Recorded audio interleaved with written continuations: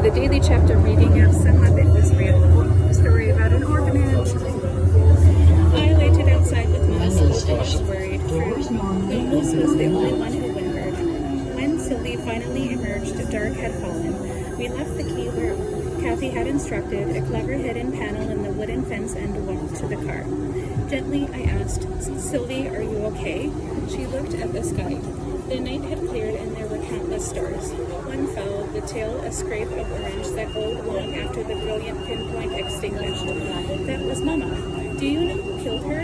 Yes, but it doesn't matter anymore. We drove back to the hotel, sat in the car when we got there with the engine off. Do you remember it at all? I asked. She leaned in, kissed me. I do, thank you.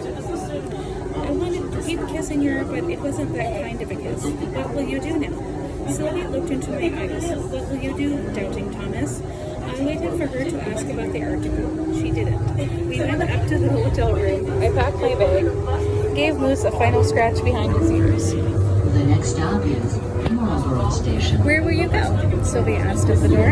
I'll get another room for the night. Check on Mom tomorrow, then take a flight back to LA. Consider staying in Portland? My heart hammered. Why? Maybe it's time to revisit the past and put it to rest. You're a good man, Thomas. You deserve happiness. Again, it struck me, despite wishing for more, that Sylvie's true gift had always been kindness. I held her one last time and then walked away. Was there anything other than goodbye in the way she hugged me back? I've gone over it in my head again and again. I'll probably never know. I've spent the past 2 days in my family's house, an old home, wandered an apartment with photographs of a happy family forever fractured on the walls, faced my guilt about Dad and Deacon's death, the horror of their last moments. None of it was my fault. I was just a kid who wanted ice cream. But accepting that has been hard. I've taken responsibility for Dad and Deacon's tragedy almost my whole life. But the worst part is that Mom and I never recovered. I can't change how she feels about Deacon, that he was her favorite son, or the fact that there's a part of her that may always blame me for that night, but I can change how I react to her fragilities. I can try to be kind too. It felt strange to sleep in my childhood bedroom, once shared with Deacon, a sliding wall constructed in the center when he got old enough to need privacy. Mom kept his old school newspaper articles in a thick album beneath his bed. Over the past 24 hours, I've read them all. He would have been a good journalist, maybe a grade 1. Sylvie tells her audiences that their loved ones are at peace, that they want us to be at peace with their deaths too. That's something I'll have to work toward. In the closet on my side of the room, I found a box of stories I'd written in elementary school before I switched to the school newspaper in a bid to fill Deacon's shoes. I've read them too. They were about dragons, epic battles on alien planets, animals that could speak, a sorcerer who became the white rabbit in his own top hat. Each had an element of magic. Before Dad and Deacon died, I'd been a believer in the impossible. At the bottom of the box was the leather journal I once stole. The one Dad made me return and my big brother bought and stashed beneath my pillow. Deacon's note was on the first page, "I believe in you, kid." The irony didn't escape me. I accused 3 psychics of being imposters, frauds, but spent the past 2 decades trying to be my big brother in a bid to keep a part of him alive. This morning, I helped move Mom back in, met Bernie, who stepped up to take care of her while she heals so she doesn't have to stay in a care facility. He's a quirky old guy with fleshy earlobes and the bushiest white eyebrows I've ever seen. It's clear he loves Mom.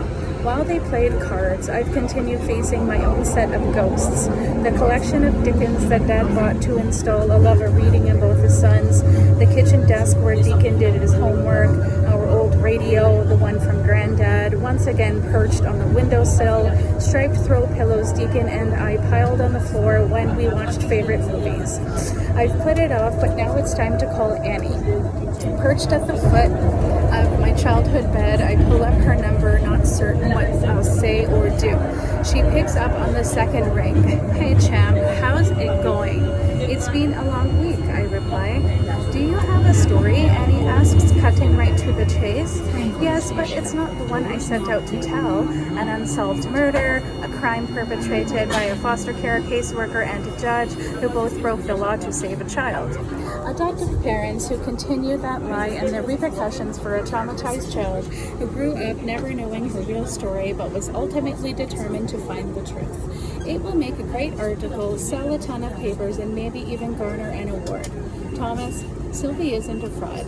I slide back, lean against the wall, decision made.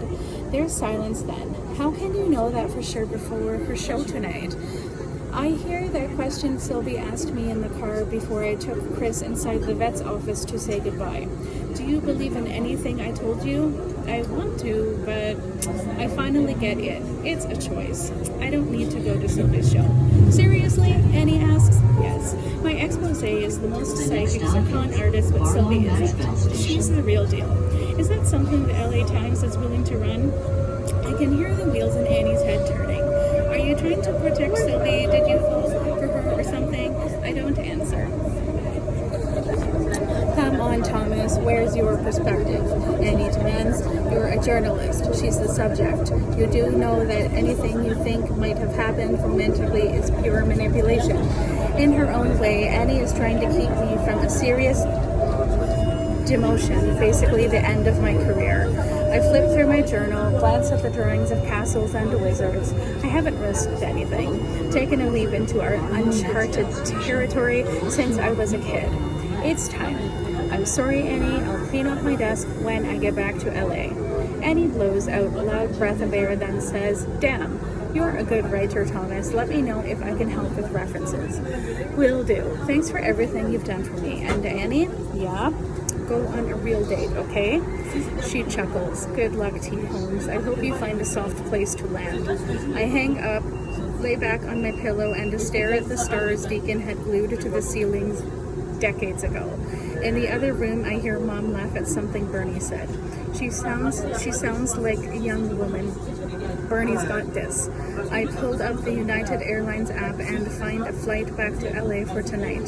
Sylvie's show is at 7 p.m. I consider staying in Portland and ending it, but she hasn't called. She's made her choice. I booked the ticket. Surprisingly, there's no bitterness that I lost the article. I understand now why survival was more important than anything to Sylvie. Whatever happened in that house, she lived through it. 10 days with a dead mother who she believes spoke to her the whole time. Who am I to say it's impossible? Regardless, I don't want to be a reminder to Sylvie that there are doubters. There will be enough detractors as her career hits the stratosphere. If I'm honest, though, there's a part of me, the guy who watched her face disappointed parents, helped her ask and answer tough, sometimes brutal questions, let go of lies, who worked with her to uncover the truth, that doesn't want to let Sylvie go. I only really knew her for 5 days, but I'll never forget her. Do I love the myth, a complex web of lies, a real person, or the version she showed me? I don't know. My duffel is already packed. I turn off the light in my childhood bedroom, say goodbye to Mom and Bernie, then head toward the unknown.